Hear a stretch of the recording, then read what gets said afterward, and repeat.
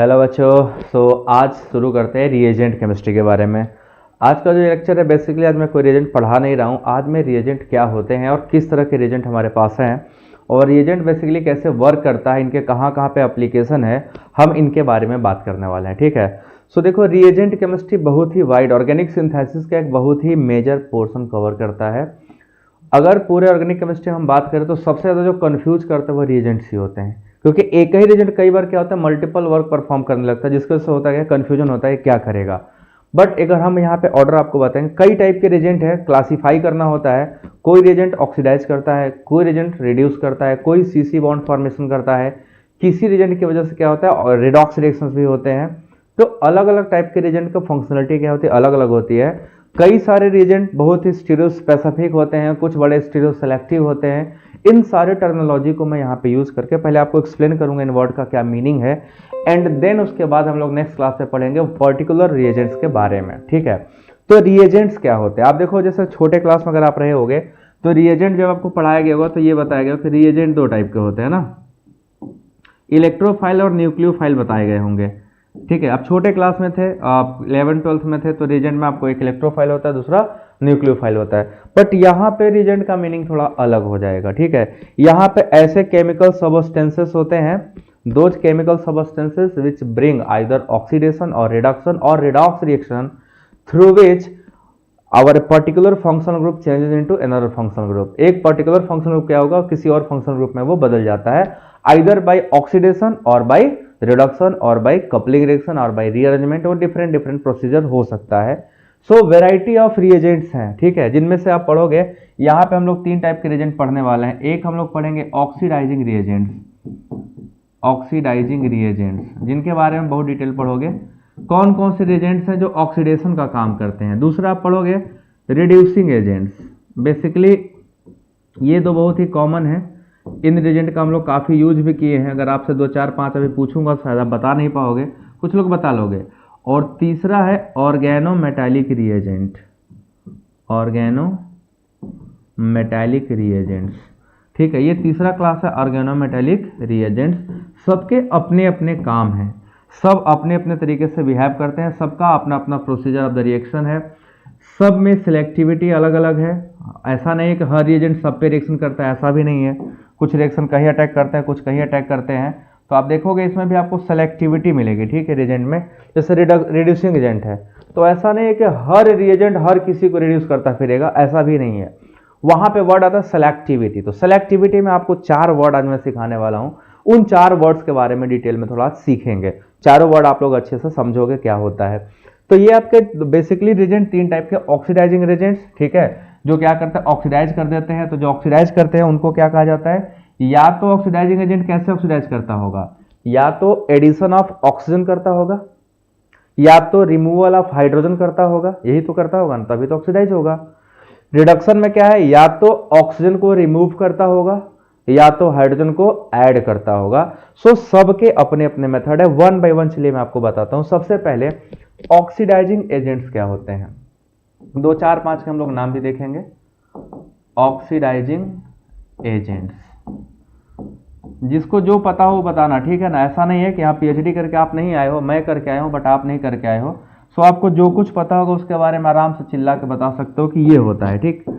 Oxidising agent का मतलब है कि ऐसे रिएजेंट जो ऑक्सीडेशन करते हो, सबस्ट्रेट को ऑक्सीडाइज कर देते हो, ठीक है ना। Those reagent which basically oxidizes substrate, those reagent which oxidize substrate, जो सबस्ट्रेट को क्या करता हो, ऑक्सीडाइज कर देता हो। अब देखो जरा वैरायटी ऑफ ऑक्सीडाइजिंग एजेंट्स है। अगर आपको किसी कोई एक रिएजेंट पता हो जरा नाम बताइएगा तो ऑक्सीडाइजिंग एजेंट कौन से रिएजेंट आपको पता है। फिर मैं आपको सेलेक्टिविटी के बारे में बताता हूं कैसे ऑक्सीडेशन होता है। ऑक्सीडेशन जो यहां पे हम परफॉर्म करते हैं वो 3 तरीके से हो सकता है। ठीक है। यहां पे ऑक्सीडेशन 3 तरीके से हो सकता है और तीनों मेथड आपको पता होना चाहिए, क्योंकि अब जो बड़े क्लास में चले जाने के बाद ये एक्सक्यूज नहीं होगा कि ये तो हम पढ़े नहीं थे छोटे क्लास में, लोअर क्लास में नहीं पढ़े थे तो हायर क्लास में बड़ी दिक्कत हो जाती है। वहां पे तेजी से चलना होता है, वहां स्लो स्मूथली नहीं चल सकता, थोड़ा स्पीड में चलना होता है। तो ऑक्सीडेशन होता है बाय एडिशन ऑफ ऑक्सीजन, या तो ऑक्सीजन का एडिशन किया गया होगा by the addition of oxygen, ऐसे हुआ होगा, या तो रिमूवल ऑफ हाइड्रोजन से हुआ होगा, रिमूवल ऑफ हाइड्रोजन से हुआ होगा, या तो लॉस ऑफ इलेक्ट्रॉन की वजह से हुआ होगा, है ना, लॉस ऑफ इलेक्ट्रॉन। कोई ऐसा रिएजेंट आता होगा जो इलेक्ट्रॉन को क्या करता होगा, निकाल के बाहर लेके चला जाता होगा, तो ऐसे सिस्टम में ऑक्सीडाइज हो जाता है, ऑक्सीडेशन हो गया, ठीक है, ये ऑक्सीडेशन हो गया। तो मान लो कोई सबस्ट्रेट है, उसमें ऑक्सीजन नहीं था, ऑक्सीजन जुड़ गया तो ऑक्सीडेशन कहला गया।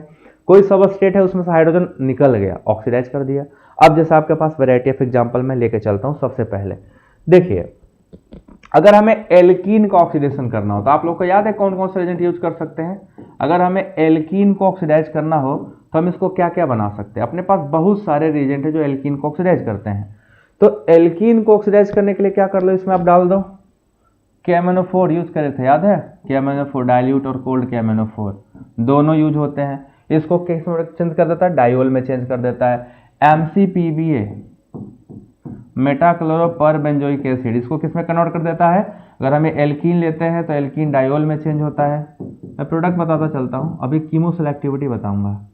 इसको लेने पे यहाँ पे क्या बन जाता है, एल्कीन। जो भी आप एल्कीन यूज करोगे, मान लो हमने ये एल्कीन यूज किया है, तो अगर आप MCPBA डालते हो तो आपका प्रोडक्ट इपोक्साइड बनता है। KMnO4 डालते हो तो डाइल्यूट KMnO ये बन जाता है। आपने जो एनालिसिस कराया था रिडक्टिव और ऑक्सीडेटिव दोनों, है ना, रिडक्टिव और ऑक्सीडेटिव दोनों, अगर आप इससे कराते हो तो क्लीव होके क्या बनता है, कार्बोनिल कंपाउंड में चेंज हो जाता है ये, ठीक है। ये ऑक्सीडेटिव है रिडक्टिव डिपेंड करेगा। सो ये कुछ कॉमन रिएजेंट है जो एल्कीन को ऑक्सीडाइज करते हैं, ठीक है। इसके अलावा आपने पढ़ा होगा एल्कोहल्स का भी ऑक्सीडेशन कराते हैं हम लोग, एल्कोहल्स का ऑक्सीडेशन कराते हैं, याद है किसी को। ऑक्सीडेशन पर जब आएंगे तो बहुत सारे फंक्शनल ग्रुप ऑक्सीडाइज करा सकते हैं, वो डिपेंड करेगा अलग अलग रिएजेंट। जैसे एल्कोहल को हम किस में ऑक्सीडाइज करा सकते हैं, हम इसको ऑक्सीडाइज करा सकते हैं एल्डिहाइड में। तो एल्डिहाइड के लिए हम यूज करते हैं PCC, ठीक है, PDC भी यूज करते हैं, सब पढ़ाएंगे। कोलिन्स रिएजेंट है, PCC है, ठीक है, ये सब आपको पढ़ाएंगे। इस किस में कन्वर्ट करता है इसको, एल्डिहाइड में। अगर आप चाहते हो कि एल्कोहल सीधे एसिड में कन्वर्ट हो जाए तो एसिड में कन्वर्ट करने के लिए हम लोग हॉट एंड कॉन्सेंट्रेटेड KMnO4 लेते हैं, या तो पोटेशियम डाइक्रोमेट K2Cr2O7, ये क्या करते हैं, ये सब इसको सीधे COOH में कन्वर्ट कर देते हैं, एल्कोहल ऑक्सीडाइज हो जाता है। एक और एजेंट है जो लॉस ऑफ हाइड्रोजन कराता है, कॉपर 573 केल्विन पे लोगे तो यहाँ पे हमारा कंपाउंड क्या बनता है, प्राइमरी अल्कोहल एल्डिहाइड में जाता है, सेकेंडरी अल्कोहल कीटोन में जाता है, टर्सरी एल्कीन बन जाता है। तो ये भी क्या करता है, इसको हम लोग बोलते हैं डिहाइड्रोजिनेशन कर देता है, डाई डिहाइड्रोजिनेशन। तो ये कुछ बहुत सारे रिएजेंट हैं, मैं कुछ कुछ के नाम बता रहा हूँ। So these are the very selective reagents for alcohol को ऑक्सीडाइज कर देते हैं। अब देखो ये अल्कोहल कैसे ऑक्सीडाइज हुआ, इस केस में हाइड्रोजन की कमी हो गई। जैसे अगर हमने अल्कोहल लिया होता RCH2OH, तो देखो ऑक्सीडेशन कैसे हुआ, हाइड्रोजन की कमी हो गई पहले वाले में, दूसरे वाले में ऑक्सीजन का एडिशन हो गया, तीसरे वाले में हाइड्रोजन की कमी हो गई। तो हम ऑक्सीडेशन तीनों मेथड से कर सकते हैं, है ना। इलेक्ट्रॉन की वजह से भी कर सकते हैं, वो अलग अलग रेडिकल रिएक्शन जब होता है तो वहां पे काम करता है। सो ये एल्कीन का ऑक्सीडेशन हो गया, अल्कोहल का ऑक्सीडेशन हो गया। कोई भी फंक्शनल ग्रुप है, एल्डिहाइड का ऑक्सीडेशन करना हो टॉलेंट टेस्ट कर लो, है ना, आइडोफॉर्म टेस्ट कर लीजिए, उसमें ऑक्सीडेशन ही होता है। तो एल्डिहाइड कीटोन को भी हम ऑक्सीडाइज कर सकते हैं। सो ऑक्सीडेशन ये होता है। अब जैसे हो गया कि पर्टिकुलर फंक्शनल ग्रुप को ऑक्सीडाइज करना है तो 4 वर्ड आते हैं, चारों वर्ड को पहले सुन लो। एक का नाम है कीमो सेलेक्टिविटी, नाम सुना आप लोगों ने, कीमो सेलेक्टिविटी पहला वर्ड है। दूसरा है आपका रेजियो सेलेक्टिविटी, रेजियो सेलेक्टिविटी। तीसरा है स्टीरियो सेलेक्टिव, स्टीरियो सेलेक्टिव। और चौथा वर्ड होता है स्टीरियो स्पेसिफिक, स्टीरियो स्पेसिफिक। ये 4 वर्ड हैं। इन चारों वर्ड को जरा हमें एक्सप्लेन करना है, ये चारों वर्ड का मीनिंग क्या है, ये चारों वर्ड क्या बोलते हैं, ठीक है ना। ये चारों वर्ड का अपना अपना एक सेंस है। Chemo selective, regio selective, stereo selective और स्टीरियो स्पेसिफिक। कीमो का मतलब होता है फंक्शनल ग्रुप, ऐसे रिएजेंट जो पर्टिकुलर फंक्शनल ग्रुप को ही सिर्फ अटैक करते हों, बाकी किसी अदर को अफेक्ट ना करते हों, उनको हम लोग बोलते हैं कीमोसेलेक्टिव। ठीक है, कीमोसेलेक्टिव क्या होता है? जब कोई रिएजेंट पर्टिकुलर फंक्शनल ग्रुप के साथ रिएक्शन करे, कीमो सेलेक्टिविटी। इस पे शॉर्ट नोट्स लिखने को आता है, ठीक है, इस पे लिखने को आता है शॉर्ट नोट्स लिखे, व्हाट इज कीमो सेलेक्टिव। तो when a particular reagent, when a reagent attack a particular और स्पेसिफिक फंक्शनल ग्रुप, या कोई पर्टिकुलर हो या एकदम स्पेसिफाइड हो, specific functional group, functional group, so ऐसे को हम लोग क्या बोलते हैं? कीमो सेलेक्टिव है। तो जब फंक्शनल ग्रुप सेलेक्टिव हो जाएगा उसी को हम लोग कीमो सेलेक्टिव बोलते हैं। इसको दूसरे टर्म में कह सकते हैं functional group selectivity, functional group selectivity. तो ऐसे बहुत से रिएजेंट है जो बहुत ही कीमो सेलेक्टिव होते हैं, सब पे अटैक नहीं करते। जैसे अपने पास एक रिएजेंट आप लोगों ने सुना होगा, नाम भी सुना होगा, सोडियम बोरोहाइड्रेट। ठीक है, सोडियम बोरोहाइड्राइड। तो सोडियम बोरोहाइड्राइड कैसा सेलेक्टिविटी शो करता है जरा देखिए सभी लोग। ठीक है, आपके पास मैंने मान लो एक रिएजेंट दे दिया, ये है आपका reagent C double bond O OCH3 और ये है C डबल बॉन्ड O। ठीक, ये आपका एक कीटोनिक फंक्शनल ग्रुप है इसमें, और दूसरा फंक्शनल ग्रुप जो हमारा वो एस्टर है। अगर हम चाहते हैं इसमें अगर हम सोडियम बोरोहाइड्राइड डालें NaBH4, तो देखो बच्चों NaBH4 क्या है, वो एस्टर के साथ कोई इंटरेक्शन नहीं करता, वो सिर्फ और सिर्फ रिएक्शन किससे करता है? इस कीटोन या एल्डिहाइडिक फंक्शनल ग्रुप से। तो सिर्फ इसी को रिड्यूस करेगा, दूसरे को रिड्यूस नहीं करेगा। तो क्या हुआ? फंक्शनल ग्रुप सेलेक्टिव हो गया ना, बाकी जो हमारा एस्टर फंक्शनल ग्रुप था दैट इज नॉट अफेक्टेड। तो जब वो अफेक्ट नहीं हुआ, इसका सीधा सीधा मतलब क्या हुआ कि सेलेक्टिव है सोडियम बोरोहाइड्राइड इन THF के प्रेजेंस में कराते हैं, फॉलोड बाय हाइड्रोलिसिस। ठीक है, ये सॉल्वेंट किया जाता है, उसके बाद हाइड्रोलिसिस कराते हैं। सो आपका क्या होगा? सिर्फ और सिर्फ कीटोन और एल्डिहाइड रिड्यूस हुआ, means this reagent is selectively attack on a particular functional group. किसी और फंक्शनल ग्रुप पे अटैक ये नहीं करता है, जिस फंक्शनल ग्रुप का सेलेक्टिविटी है सिर्फ उसी पे अटैक करता है, and that is why it is known as chemoselective. बात समझ में? कीमोसेलेक्टिव का मीनिंग समझ में आया? Particular functional group selective is called chemoselective. दूसरा वर्ड है रेजियो सेलेक्टिव। The second word is regio selective.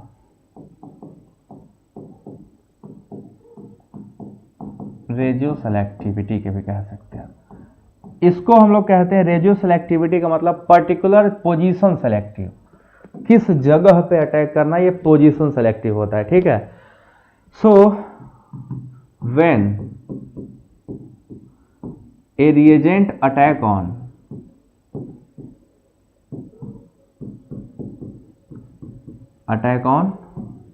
Particular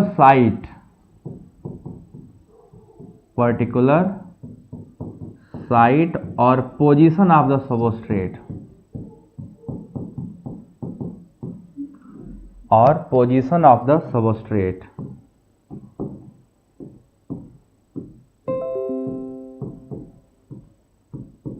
ठीक है। सो आप देखो पर्टिकुलर साइट या पोजीशन ऑफ द सबस्ट्रेट का अटैक करेगा, पर्टिकुलर पोजीशन, उसको हम लोग बोलते हैं क्या? रेजियो सेलेक्टिविटी। रेजियो सेलेक्टिविटी, जैसे इसमें अपने पास दो रिएजेंट का एग्जांपल मैं देता हूं। एक विल्किंसन कैटलिस्ट है, देखिए जैसे यहां पे एक डबल बॉन्ड है और दूसरा यहां पे डबल बॉन्ड है। अगर हम इसमें विल्किंसन कैटलिस्ट डालते हैं, रोडियम ट्राइफिनाइल फॉस्फीन का whole thrice Cl plus H2, ये है Wilkinson catalyst, this is known as Wilkinson catalyst. तो इसका क्या काम है?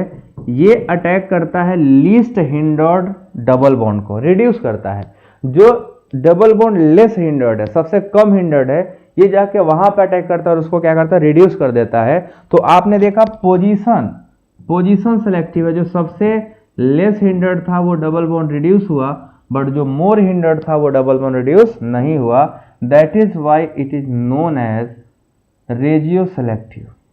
पोजीशन सेलेक्टिव या रेजियो सेलेक्टिव बोलते हैं पर्टिकुलर साइट पे। सिमिलरली अगर इसी सबस्ट्रेट को हमें इपोक्सीडेशन करना हो, है ना, इपोक्सीडेशन करना हो, और रिएजेंट हम लोगे MCPBA, मेटाक्लोरोपरबेंजोइक एसिड, ठीक है, ये हमारा रिएजेंट है, पर्टिकुलर रिएजेंट है। अगर हम इस रिएजेंट को लेंगे तो ये इलेक्ट्रोफिलिक एडिशन है, इपोक्साइड बनाता है, और ये इपोक्साइड कहां बनाएगा, जहां पे इलेक्ट्रॉन डेंसिटी एल्कीन की मैक्सिमम होगी। तो इलेक्ट्रॉन डेंसिटी जो एल्कीन के मैक्सिमम है वो ऊपर वाले पोजीशन पे, नीचे वाले पे नहीं है। सो वी विल फाइंड कि हमारा जो इपोक्साइड बनेगा वो सेलेक्टिवली ऊपर वाले पे बनेगा, नीचे वाले पे नहीं बनेगा। So this is showing regio selectivity. यहां भी मोर इलेक्ट्रॉन रिच पे अटैक करता है ये, ठीक है। सो मोर इलेक्ट्रॉन रिच पे अटैक किया, इसका सीधा सीधा मतलब आप देख रहे हो सेलेक्टिविटी है किसका, पोजीशन का, and that is why it is called position selective. तो रिएजेंट या तो कीमो सेलेक्टिविटी शो करेगा या तो करेगा रेजियो सेलेक्टिविटी, ठीक है ना। Stereo selective, stereo specific elimination substitution में आते हैं, यहां पे उसका रोल नहीं मिलेगा। यहां पे आपको यही दो रोल मिलेंगे, या तो कीमो सेलेक्टिव या तो रेजियो सेलेक्टिव। क्लियर है बात। अब हम लोग देखेंगे रिड्यूसिंग एजेंट्स क्या होते हैं, ठीक है। नेक्स्ट हमारे पहला ऑक्सीडाइजिंग एजेंट के बारे में कंप्लीट, दूसरा है reducing agents.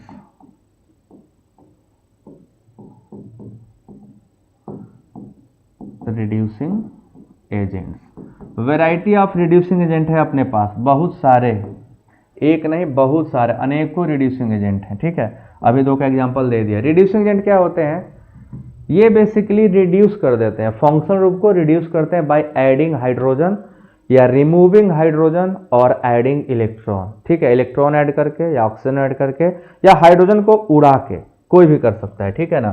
So these reagent reduces, they reduces substrate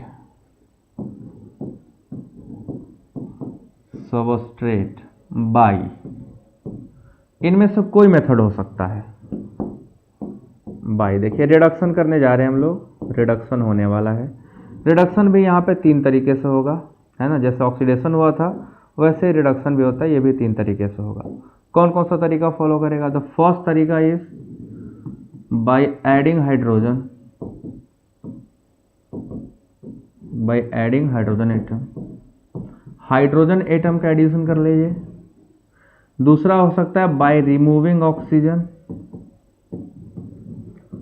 bye removing oxygen, और तीसरा है by adding electron, by addition of electron, electron के एडिशन करके। सो तीनों में से कोई मेथड फॉलो कर सकता है रिडक्शन के लिए। हम तीनों पढ़ना, अपने सिलेबस में तीनों टाइप के रिएजेंट हैं, तीनों टाइप के रिएजेंट है, अगर आपको कोई याद हो तो बता सकते हो। एडिशन ऑफ हाइड्रोजन वाला अभी आपको जो बताया वही था, एडिशन ऑफ हाइड्रोजन वाला वही था जो अभी आपको बताया हूं। विल्किंसन कैटलिस्ट वही करता है, आपने देखा होगा, अभी अभी हाइड्रोजन ऐड किया था। तो अभी तीनों के एग्जांपल में बताता हूँ, तीनों में रिडक्शन हो सकता है, तीनों से रिड्यूस हम लोग कर सकते हैं, ठीक है। कंप्लीटली रिड्यूस कर सकते हैं, आसानी से रिडक्शन होगा, और तीनों के एग्जांपल अपने सिलेबस में है भाई लोग, तीनों के एग्जांपल। ऑक्सीजन जुड़ गया तो ऑक्सीडेशन चला गया, कोई सबस्ट्रेट है उसमें से हाइड्रोजन निकल गया। बात समझ में आ रही है आप लोगों को। चलो जरा देखो, पढ़ने वाले लड़के ही नहीं तुम्हारे बैच में यार, कोई पढ़ना ही नहीं चाहता, सब गधे गधे हैं। बट कोई नहीं, पढ़ना तो पड़ेगा, इच्छा हो या ना हो, ठीक है। सो चलिए आगे चलते हैं, इसके आगे प्रोसीड करता हूं। अब बताता हूं रिडक्शन में कैसे होता है। सो रिडक्शन में चलो मान लेते हैं हम लोग रिड्यूस करने जा एल्कीन को, ठीक है। रिडक्शन ऑफ एल्कीन आप सबने पढ़ा होगा, एल्कीन के रिडक्शन करते हैं तो हम लोग इसमें क्या जोड़ देते हैं, हाइड्रोजन जोड़ के एल्केन बना लेते हैं, और इसके लिए हम लोग बेसिकली यूज करते हैं मेटल कैटलिस्ट यूज करते हैं, मेटल हाइड्रोजन, उसको हाइड्रोजेनेसिस भी कहते हैं। तो ठीक है, अगर मान लो हमारा ये एल्कीन है, इसको रिड्यूस करना है तो हम लोग बहुत सारे रिएजेंट भी ऐड कर सकते हैं। इसके अलावा सबसे कॉमन मेथड है हाइड्रोजन और निकिल डालना। निकिल की जगह प्लेटिनम पैलेडियम भी ले सकते हो, प्लेटिनम भी ले सकते हैं और पैलेडियम भी ले सकते हैं। होगा क्या, डबल बॉन्ड गायब हो जाएगा और 2 एक्स्ट्रा हाइड्रोजन इसमें आ जाएगा। इसी को तुम लोग रिडक्शन बोलते हैं। हो गया reduce by addition of hydrogen, ये हाइड्रोजन के एडिशन से हो रहा है। ठीक है, ऐसे ही एल्डिहाइड कीटोन को रिड्यूस कर सकते हैं हम लोग, एल्डिहाइड हो या कीटोन हो, ये भी रिड्यूस हो जाएगा आसानी से। इसको भी रिड्यूस करने के बहुत सारे रिएजेंट है, सब रिड्यूस करते हैं। अब ये 2 टाइप से होते हैं। देखो, पहला जो हमारा एल्डिहाइड कीटोन होता है वो मेटल के साथ रिड्यूस करो बाय एडिशन ऑफ हाइड्रोजन, तो हम इसमें लिथियम एल्यूमिनियम हाइड्राइड लेते हैं या तो सोडियम बोरोहाइड्राइड। ये दोनों मेथड जब लोगे तो एल्कोहल में कन्वर्ट हो जाएगा। एक्स्ट्रा हाइड्रोजन, देखो एक हाइड्रोजन ऊपर जुड़ गया, एक हाइड्रोजन नीचे जुड़ गया, तो रिडक्शन हुआ, एल्कोहल में कन्वर्ट हो गया बाय एडिशन ऑफ हाइड्रोजन। हमने हाइड्रोजन ऐड करके इसको क्या कर लिया, रिड्यूस कर लिया। कितना आसानी से रिड्यूस हो गया। और ऐसे एल्डिहाइड कीटोन और भी रिडक्शन करते हैं जो जाता है आपके रिमूवल ऑफ ऑक्सीजन से। तो देखो इससे एल्केन बनाते हैं। आप लोग को नाम पता है इस रिएजेंट का, वोल्फ किस्नर लेते हैं। याद करो, वोल्फ किस्नर रिएजेंट याद है ना। ये आपका हो गया क्लेमेंसन या तो वोल्फ किस्नर है, हाइड्राजीन इन KOH, हाइड्राजीन इन KOH। आप देखो ऑक्सीजन ही गायब हो जाता है यहाँ से। इन दोनों रिएजेंट के यूज करते क्या गायब हो गया, ऑक्सीजन गायब हो गया। तो हाइड्रोजन तो आया बट रिमूवल ऑफ हाइड्रोजन किससे हुआ, रिमूवल ऑफ ऑक्सीजन से। So we are seeing here कि रिडक्शन होने के तरीके अलग अलग हो सकते हैं। एडिशन ऑफ हाइड्रोजन की जगह रिमूवल ऑफ ऑक्सीजन भी हो सकता है। तो इस केस में क्या हुआ है, ऑक्सीजन ही गायब हो गया, है ना। तो एल्डिहाइड कीटोन रिड्यूस हो गए, सो रिड्यूसिंग एजेंट हो गए। इसके अलावा आप और भी फंक्शनल ग्रुप है जिसको रिड्यूस करेंगे, सब रिएजेंट है अपने सिलेबस में पढ़ना है और सब डिटेल में पढ़ेंगे। ठीक है, इसके अलावा रिडक्शन ऑफ बेंजीन, जरा नया दिखाता हूँ। रिडक्शन ऑफ बेंजीन, बेंजीन का रिडक्शन थोड़ा सा मस्त है। एल्काइन का भी बताता हूं थोड़ा सा। देखो बेंजीन का रिडक्शन 2 टाइप से होता है। एक होता है कंप्लीट रिडक्शन, बेंजीन को चाहो तो फुल्ली रिड्यूस कर लो, कंप्लीट रिडक्शन हो जाता है। ठीक है, जब कंप्लीट रिडक्शन होता है तो इसके लिए हम जो रिएजेंट यूज करते हैं वो हमारा होता है निकिल हाइड्रोजन हाई टेम्परेचर पे। निकिल हाइड्रोजन 300 डिग्री सेंटीग्रेड के ऊपर रिड्यूस करते हैं। ठीक है, सो आपका बन जाता है साइक्लोहेक्सेन, कंप्लीटली रिड्यूस हो गया। देखो कंप्लीटली रिड्यूस हो गया। तो बेंजीन का रिडक्शन दिखा रहा हूं इलेक्ट्रॉन के एडिशन से, बताया ना। तीसरा रिडक्शन इलेक्ट्रॉन से भी होता है। अभी मैंने आपको क्या बताया, इलेक्ट्रॉन के एडिशन से भी रिडक्शन होता है, वो दिखाने जा रहा हूं इलेक्ट्रॉन का एडिशन कैसे होता है। दूसरा है पार्शियल रिडक्शन। ठीक है, पार्शियल रिडक्शन। अब यहां पे देखो कौन सा मेथड अपनाते हैं, पार्शियल रिडक्शन भी होता है। ठीक है, सो अगर पार्शियल रिडक्शन की बात आती है तो कैसे होगा। सो पार्शियल रिडक्शन जो है ना बच्चों, जो पार्शियल रिडक्शन हम लोग करने वाले हैं वो हमारा तरीका क्या है, आइए देखते हैं। पार्शियल रिडक्शन करने का तरीका बर्च रिडक्शन है ना। यहां लेते हैं लोग sodium in liquid ammonia, sodium in liquid ammonia लेते हैं in the presence of ethanol C2H5OH। आपका जो बेंजीन है वो पार्शियली रिड्यूस होता है थ्रू रेडिकल मैकेनिज्म। ये रेडिकल से जाते हैं, मतलब इलेक्ट्रॉन के एडिशन से। In this case we will add, क्या ऐड करेंगे यहाँ पे हम लोग, इलेक्ट्रॉन्स। तो इलेक्ट्रॉन के एडिशन से होते हैं। तो यहाँ सोडियम लिक्विड अमोनिया क्या करता है, दोनों आपस में रिएक्शन करके अमोनिएटेड इलेक्ट्रॉन जनरेट करते हैं और वो अमोनिएटेड इलेक्ट्रॉन रिडक्शन करता है बेंजीन का। सो ये भी आप देखो बहुत ही आसानी से आपको समझ आ जाएगा, ये भी बहुत सिंपल है। ठीक है, तो रिडक्शन भी आप आराम से कर सकते हो, रिडक्शन भी होने का बहुत आसानी से हो जाता है। ऐसे एक और रिडक्शन आप पढ़ोगे, एल्काइन का रिडक्शन है ना। एल्काइन का रिडक्शन, जैसे हमने RC ट्रिपल बॉन्ड CR लिया, ये एल्काइन, ये 2 तरीके से रिड्यूस होता है। आपने पढ़ा होगा लिंडलार कैटलिस्ट, लिंडलार्स कैटलिस्ट। यहां पे आप देखोगे इसका रिडक्शन का तरीका ही अलग है, और दूसरा भी था वो बर्च रिडक्शन, जो पीछे किए थे वो भी बर्च रिडक्शन ही कहलाता है। बेंजीन में जो किए थे, नाम लिख देता हूं नहीं तो गड़बड़ करोगे ना आप लोग। ये जो रिडक्शन था this is known as Birch reduction.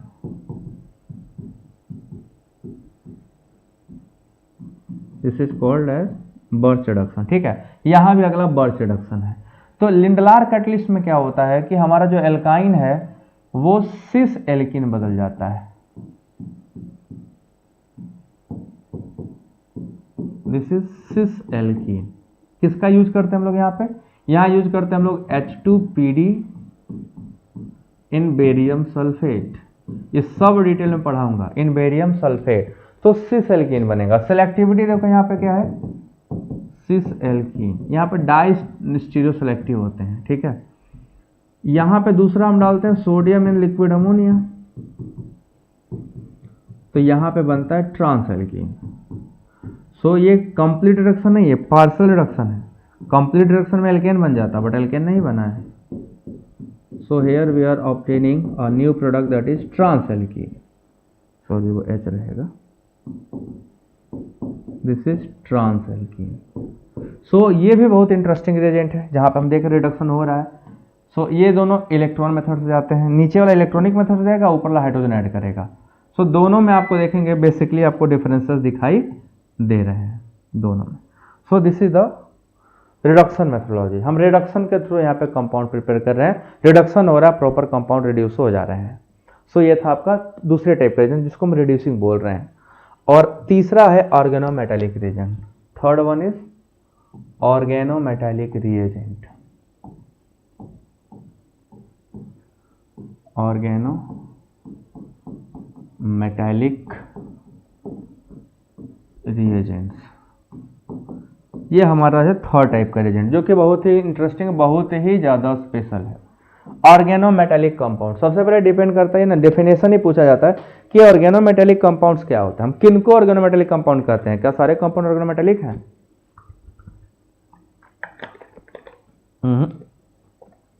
तो ऐसे रिएजेंट जिसमें ऑर्गेनो का मतलब होता है कार्बनिक, ऑर्गेनो प्लस दूसरा नाम है मेटालिक, है ना। तो ऑर्गेनो का मतलब होता है पिज्जा में खाने वाला ऑर्गेनो नहीं है, ये एक कार्बनिक है, कार्बन कंटेनिंग।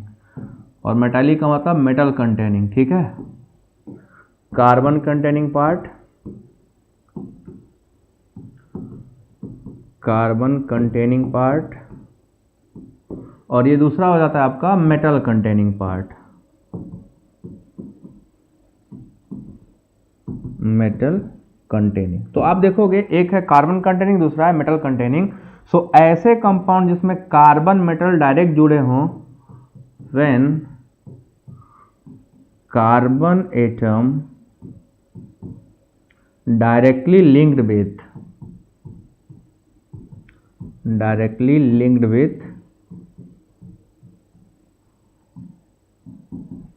किससे जुड़ा हो? डायरेक्टली किससे लिंक हो? Directly linked with metallic part, या लिख सकते हो मेटल से, और मेटल वाया कोवेलेंट बॉन्ड। तो ऐसे कंपाउंड को हम लोग क्या नाम देते हैं? Such compounds are known as organometallic compounds. इन्हीं कंपाउंड को हम लोग ऑर्गेनोमेटालिक कंपाउंड कहते हैं। और अपने पास वैरायटी ऑफ ऑर्गेनोमेटालिक कंपाउंड है, उनमें से मेजोरिटी को हमें पढ़ना है इसी सेमेस्टर में, मोस्टली को हमें क्या करना है इसी सेमेस्टर में पढ़ना है। सो आप देखो कौन कौन से आपको पढ़ने हैं, 2 4 5 के नाम आप भी जानते होंगे, और जो नहीं जानते होगे आज जान जाओगे, ठीक है। तो ऑर्गेनोमेटालिक रिएजेंट में सबसे पहला है ग्रिग्नार्ड। नाम तो सुना ही होगा, भयानक है ये ना, सब इसको शुरू से पढ़ते रहे क्लास 12 से। पहला है ग्रिग्नार्ड रिएजेंट, खतरनाक है भाई ये। इससे ग्रिग्नार्ड चाचा को मिला था नोबेल प्राइज। कुछ है नहीं कंपाउंड, बहुत सिंपल है। This is RMgX, alkyl magnesium halide is called Grignard reagent. और ये इतना खतरनाक है कि इनकी वजह से इनको नोबेल प्राइज मिला था, ठीक है। बहुत ही इंटरेस्टिंग और बहुत ही दमदार, ठीक है। पहला ग्रिग्नार्ड रिएजेंट हो गया। दूसरा देखते हैं, दूसरा है गिलमन रिएजेंट। ये भी नाम सुना होगा आप लोगों ने, गिलमन रिएजेंट। ये बच्चों काम आता है कहाँ पे? दिस पर्टिकुलर कहाँ पे काम आता है, कोई याद करो?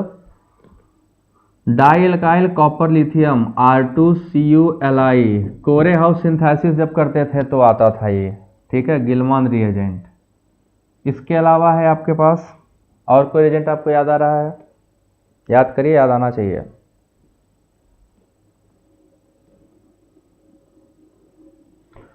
डाइअल्काइल कैडमियम R2CD, इसके अलावा डाइअल्काइल जिंक, इसके अलावा एल्काइल लिथियम RLI, ये भी खतरनाक रिएजेंट है। These are organometallic reagent. इसके अलावा पढ़ोगे सिमन्स स्मिथ रिएजेंट जो कि इपॉक्सीडेशन कराता है, ठीक है, इपॉक्सीडेशन करवाता है, वहाँ पे आप देखोगे ये होता है, उसको फुरुकावा रिएजेंट बोलते हैं या सिमन्स स्मिथ रिएक्शन बोला जाता है। सो फुरुकावा रिएजेंट कहते हैं, वो होता है ICH2ZnI, ये होता है फुरुकावा रिएजेंट। इसको देखोगे सिमोन्स स्मिथ रिएक्शन में यूज करा जाता है। सो ये भी ऑर्गेनोमेटेलिक रिएजेंट का पार्ट है। इसके अलावा ऑर्गेनोमेटेलिक देखो जी6 सॉल्ट, अब देखो जी सॉल्ट जो है वो भी आपका ऑर्गेनोमेटेलिक है, कार्बन कार्बन बॉन्ड होता है। इसके अलावा आपने एक और देखा होगा, नहीं, हाँ ठीक है, जी सॉल्ट है। इसके अलावा ऑर्गेनोमेटेलिक रिएजेंट में भी फेरोसिन्स भी आते हैं, वो भी ऑर्गेनोमेटेलिक की तरह बिहेव करते हैं। टेवे रिएजेंट है, आगे चल के पढ़ोगे इनऑर्गेनिक सॉल्ट है, वो भी बहुत अच्छे रिएजेंट है। तो बट बेसिकली हमें जो पढ़ना है ऑर्गेनोमेटेलिक में इन सबको कवर करना है, ये आपके सिलेबस में है, इन सबको हम लोग क्या करेंगे, कवर अप करेंगे। सो ये था आज आपका इंट्रोडक्टरी पार्ट कि हमें रिएजेंट में क्या क्या पढ़ना है, कितने टाइप के रिएजेंट्स हैं, कैसे कैसे काम करते हैं। हम कल से शुरू करेंगे हर टाइप के रिएजेंट की 1 बाय 1, ऑक्सीडेटिव जितने हैं उसको, फिर रिडक्शन वाले, फिर ऑर्गेनोमेटेलिक वाले।